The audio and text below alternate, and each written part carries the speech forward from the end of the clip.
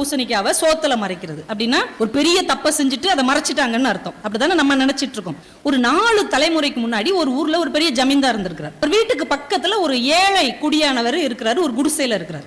அந்த குடிசைக்கு மேல பூசணி கொடி படர விட்டுருக்கிறார்.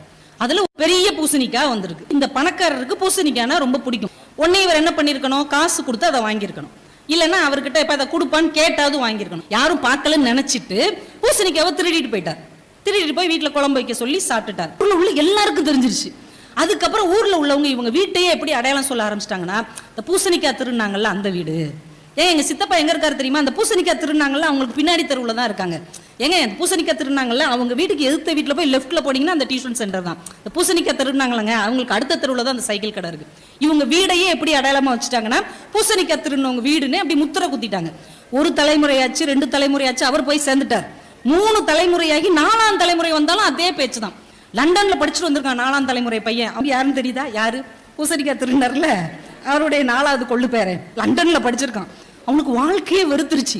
என்னையா என்னைக்கோ ஒருத்தர் யாருன்னே எனக்கு தெரியாது, அவர் செஞ்ச தப்புக்கு என்னையும் இந்த பூசணிக்காய் விரட்டிட்டே வருது அப்படின்னு ரொம்ப வெறுத்து போய் அவங்க ஊருக்கு ஒரு பெரிய மனிதர், ஒரு துறவி மாதிரி ஒருத்தர் வந்திருக்கிறார். அவர்கிட்ட போய் இவன் கேட்டிருக்கான், இதுல இருந்து எப்படி தப்பிக்கிறது அப்படின்னு. உடனே அந்த பெரியவர் சொல்லியிருக்கிறாரு, டெய்லி ஒரு 10 பேருக்கு சாப்பாடு போட முடியுமா இலவசமா? 50 பேருக்கு சாப்பாடு போடுறேன், தாராளமா போடுறோம், வசதி இருக்கு. சரி, இன்னையில இருந்து ஒரு 50-60 பேருக்கு மத்தியான சாப்பாடு இலவசமா போடு அப்படின்ட்டார். உடனே இவர் ஊரை கூட்டி எல்லாரும் மத்தியானம் நம்ம வீட்டில் வந்து சாப்பிட்டுருங்க, டெய்லி சாப்பாடு 50 பேருக்கு, ஆதரவு இல்லாதவங்களுக்கு, அனாதைகளுக்கு, ஏழைகளுக்கு இலவச சாப்பாடுன்ட்டார். டெய்லி அவங்க வீட்டில் மத்தியானம் 50 பேர் 60 பேர் எல்லாம் போய் சாப்பிட்டுட்டு இருக்காங்க. 10 நாள் தான் ஆயிருக்கு, 10 நாள் தான். அதுக்கப்புறம் அவங்க வீடு என்ன சொல்லியிருக்காங்க, டெய்லி சோறு போடுவாங்களங்க, அவங்க வீட்டுக்கு பின்னாடி தான் எங்க பெரியப்பா இருக்காரு. எங்க டெய்லி வந்தவங்களுக்குலாம் சாப்பாடு போடுவாங்களா, நாங்களாம் அங்கே தான் சாப்பிடுவோம், மத்தியானம் சாப்பாடு பக்கத்துல தானே இருக்கிறோம், அதுக்கு எதுக்கு தான் அந்த பெட்டி கடை இருக்கு, டெய்லி சோறு போடுவாங்கல்ல அவங்க வீட்டுக்கு பக்கத்துல தான் நாங்க இருக்கோம்.